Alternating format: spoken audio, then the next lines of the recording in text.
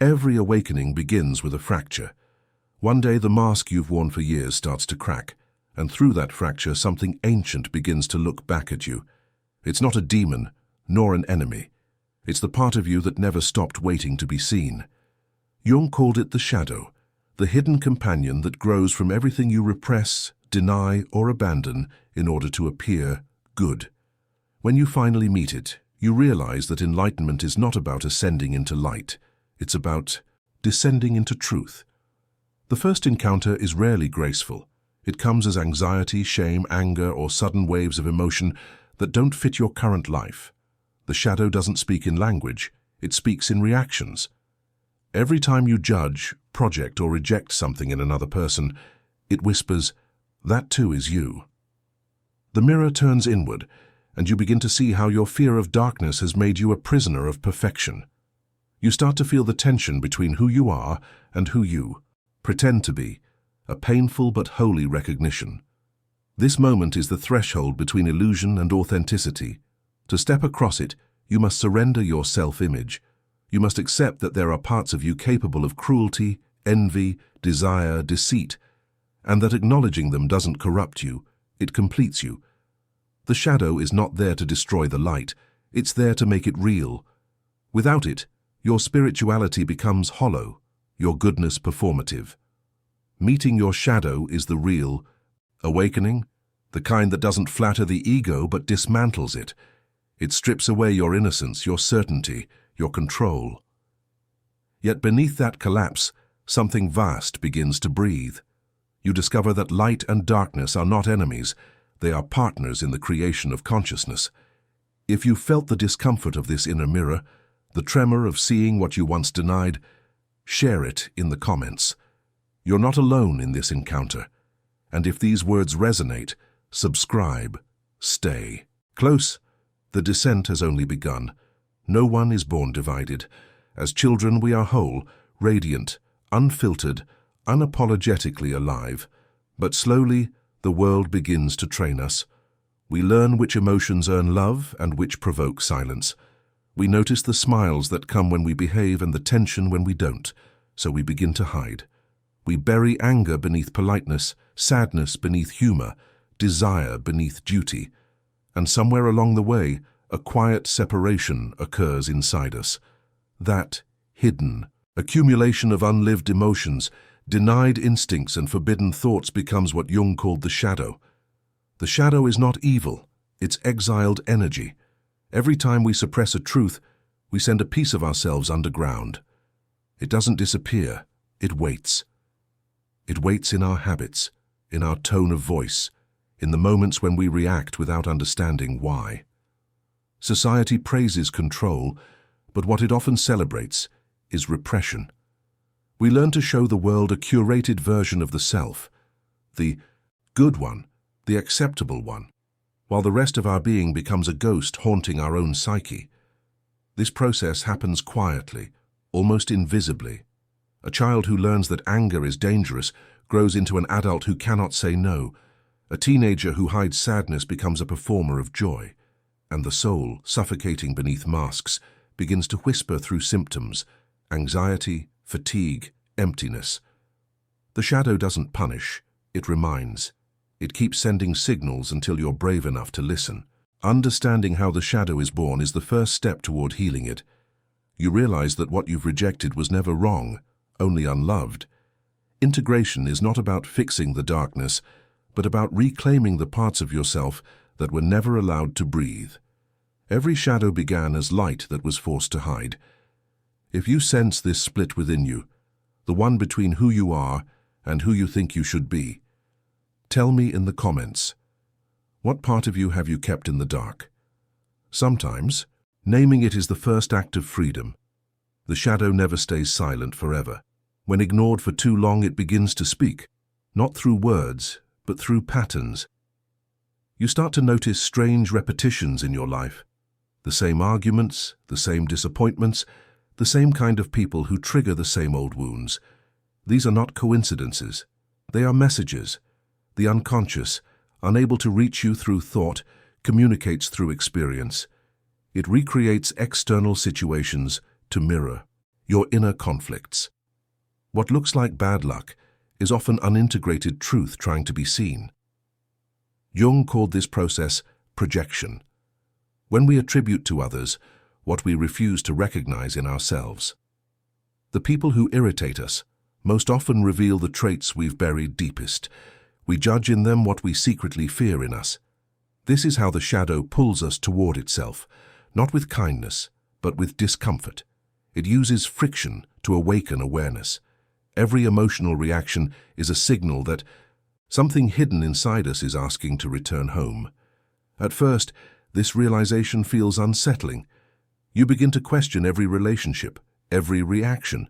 You start seeing how much of your life has been guided by unconscious forces wearing the mask of choice. But awareness, once it starts, cannot be undone.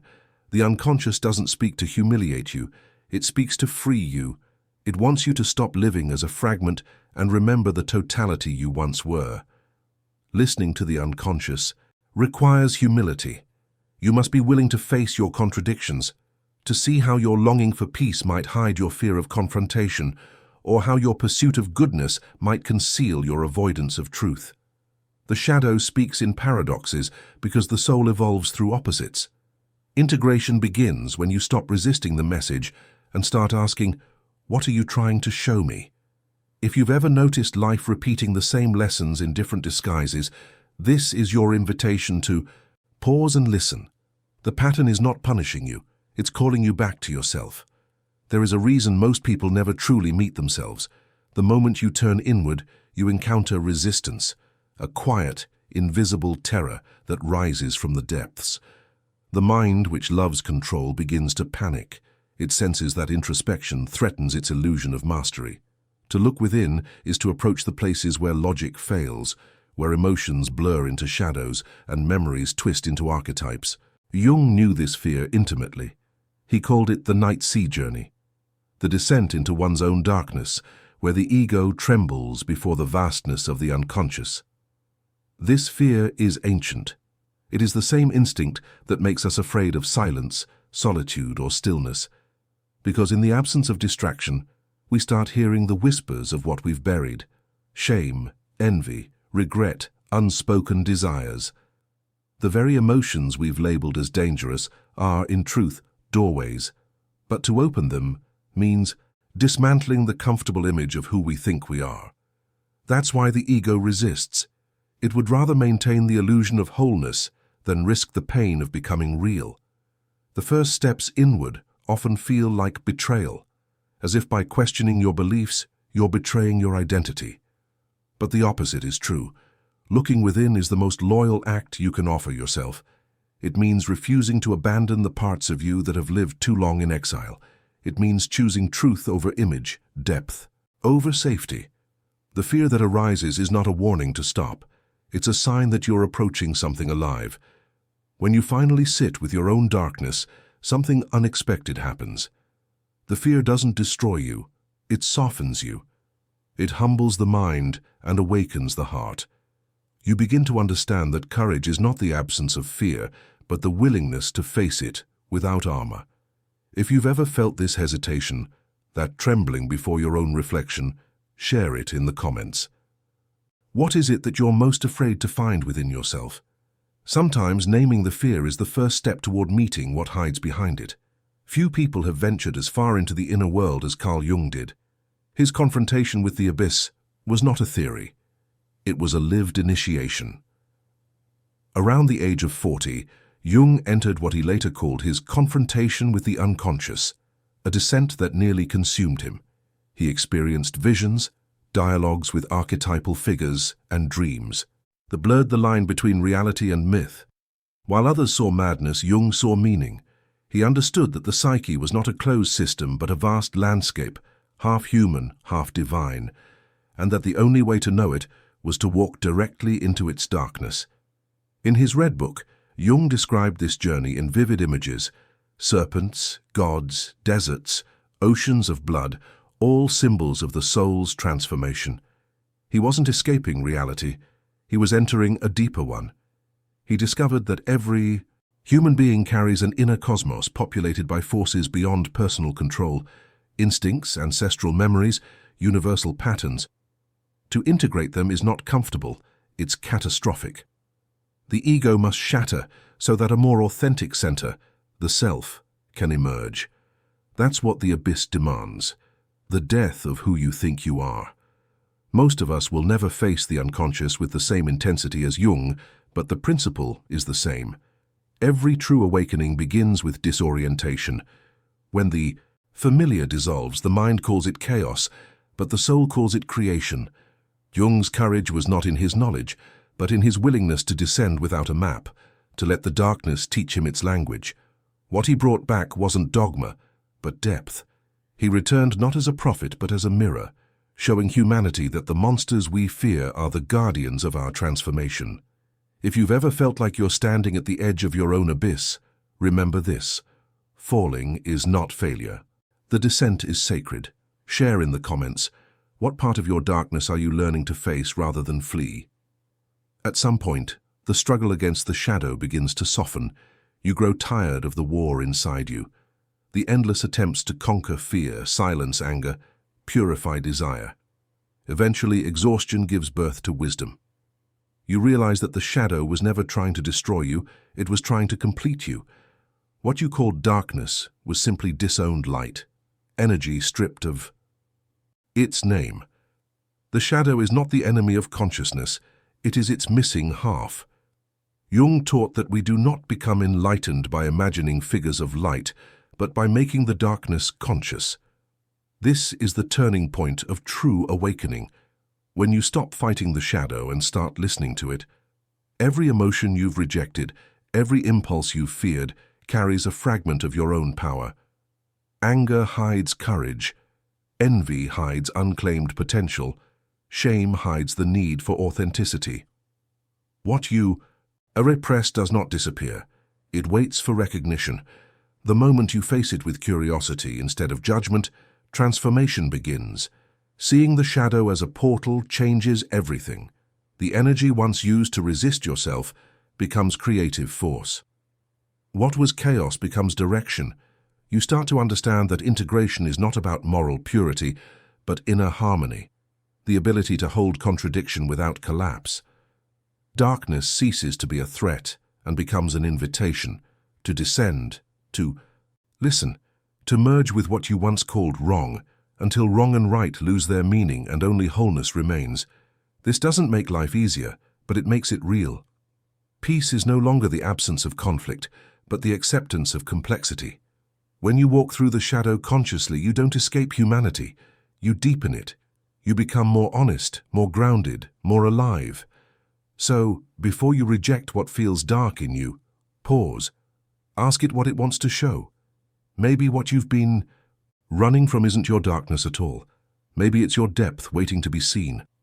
Once you stop resisting your shadow, a new kind of struggle begins, one that doesn't scream, but aches. Integration is not the dramatic victory people imagine. It is a quiet dismantling of everything false. The pain doesn't come from the darkness itself, but from the friction between who you were and who you are becoming. You're asked to hold opposing truths at once, your tenderness and your rage, your compassion and your selfishness, your faith and your doubt. And the mind, desperate for certainty, starts to fracture under the weight of paradox. Jung wrote that the most terrifying thing is to accept oneself completely. Because to do so, you must meet every rejected aspect of your humanity, not as an observer but as the one who created it. You realize that your cruelty was a distorted form of pain, your jealousy a cry for love, your arrogance a shield for insecurity. Seeing this doesn't excuse your darkness, but it humanizes it. You begin to sense that morality is not about suppression, but awareness. That goodness without depth becomes hypocrisy, and light without shadow becomes blind. The process hurts because it strips away innocence. You can no longer pretend to be purely good or purely right. You see the contradictions pulsing inside every choice, every emotion.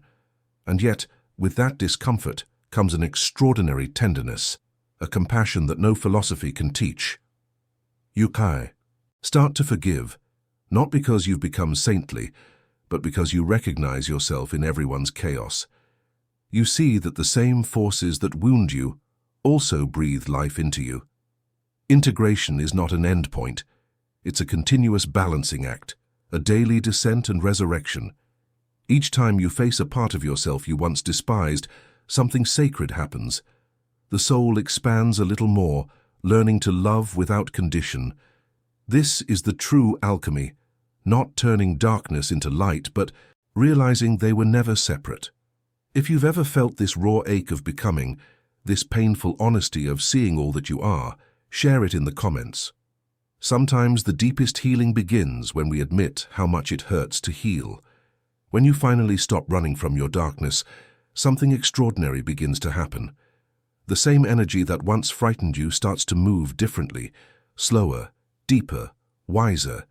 The chaos that used to tear you apart begins to shape you instead.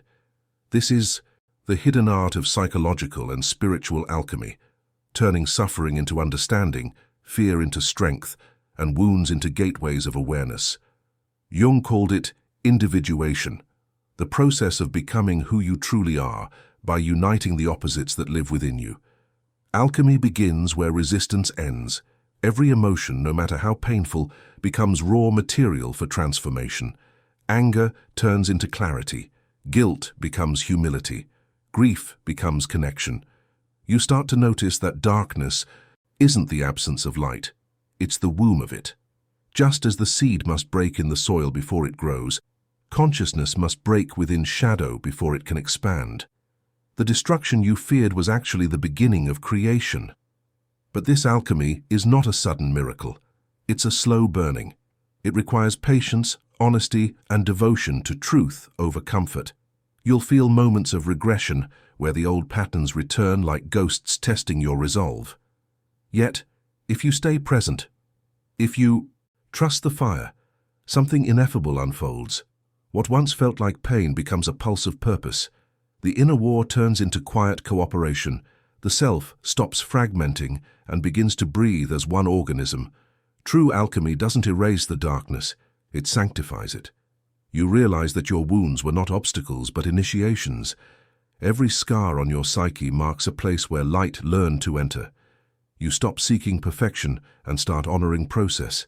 You no longer pray for the darkness to disappear, but to reveal what it's been teaching all along. If you've felt this slow transformation, the sense that your pain is no longer against you but guiding you, share it in the comments. Because this is the secret most never learn. Your darkness was never your enemy. It was the crucible that made you whole. After walking through the dark corridors of your own psyche, something shifts in how you see others. The judgments that once came so easily begin to dissolve. You no longer label people as good or bad, strong or weak. You see the struggle behind every posture, the wound behind every defense. When you've met your own shadow, compassion ceases to be an ideal. It becomes instinct. You can no longer separate yourself from the brokenness of the world because you've seen the same fractures inside your own soul. This is the quiet reward of integration. You begin to understand that every act of cruelty comes from fear, and every lie is a desperate attempt to stay loved. The line between sinner and saint fades, replaced by a humble recognition. We are all fragments trying to remember the whole. Jung called this the religious function of the psyche, the natural pull toward unity. True spirituality, he suggested, isn't an escape from the human, but a deeper participation in it. To become conscious is to fall in love with imperfection. You start meeting life with a softer gaze. You still see the madness, the injustice, the vanity, but beneath it all, you feel tenderness. You realize that awakening doesn't make you separate, it makes you sensitive. You begin to carry light not as superiority, but as understanding. When you encounter anger, you see pain. When you encounter arrogance, you see insecurity. The same awareness that once isolated you now connects you. This new vision doesn't make the world easier to bear, but it makes it more real. You no longer need people to be perfect in order to love them, and you no longer need yourself to be flawless in order to belong. Wholeness replaces righteousness. Presence replaces performance. If you've reached this point where empathy and clarity coexist, Leave a comment. Tell me what changed in how you see others after facing yourself, because maybe the truest mark of awakening isn't how much light you hold, but how gently you see the darkness in everyone. Once you meet your shadow, you can never truly go back. Something irreversible happens, not a loss of innocence, but the birth of awareness. The illusion of separateness collapses, and the fragile story you once called me begins to dissolve. You no longer see yourself as a collection of roles or titles.